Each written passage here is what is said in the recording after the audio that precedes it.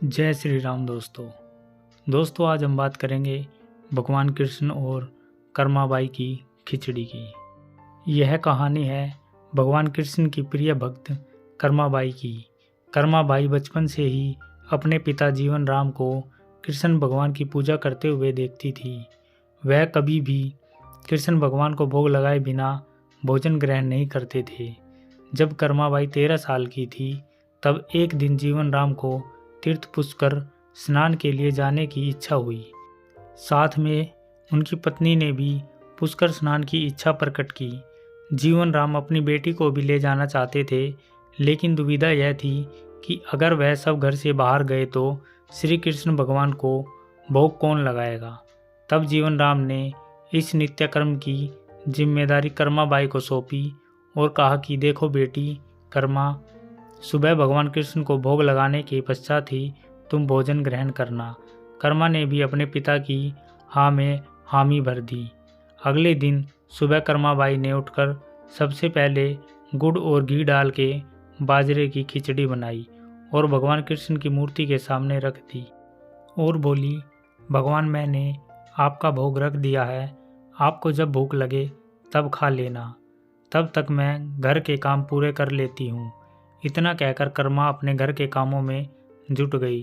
काम करते करते बीच बीच में आकर देखने पर जब कर्मा को ज्ञात हुआ कि भगवान ने अभी तक खिचड़ी नहीं खाई है, तब उसे संदेह हुआ कि शायद खिचड़ी में घी और गुड़ कम है, इसलिए भगवान कृष्ण भोजन ग्रहण नहीं कर रहे हैं।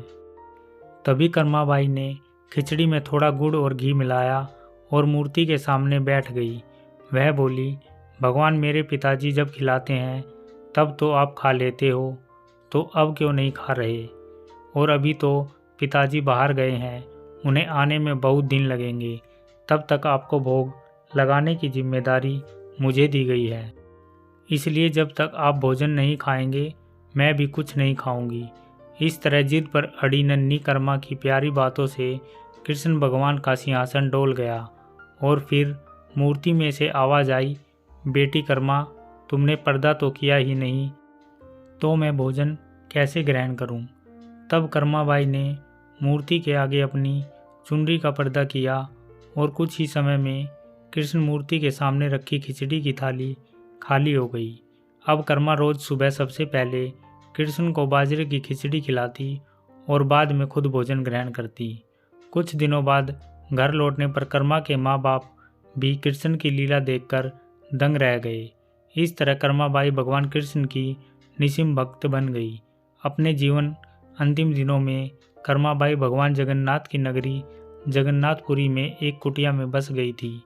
वहां पर एक दिन कर्माबाई की कुटिया के सामने एक तेजस्वी कांति वाला बालक आया और उसने कर्माबाई से कहा, मुझे भूख लगी है, माँ खाने को दो। उस वक्त भी कर्मा अपने भगवान कान्हा को खिचड़ी का भोग लगा रही थी।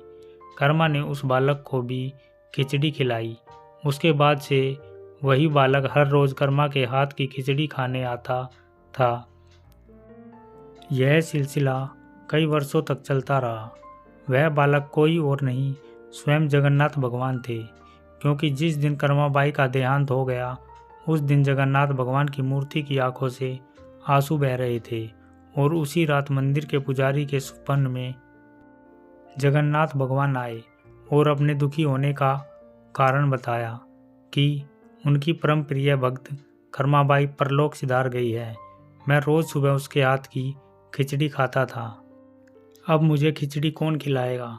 अगले दिन से मंदिर के पुजारियों ने निर्णय लिया, भगवान को रोज बाजरे की खिचड़ी का भोग लगेगा और उस भोग का नाम दिया गया कर्माबाई की खिचड़ी।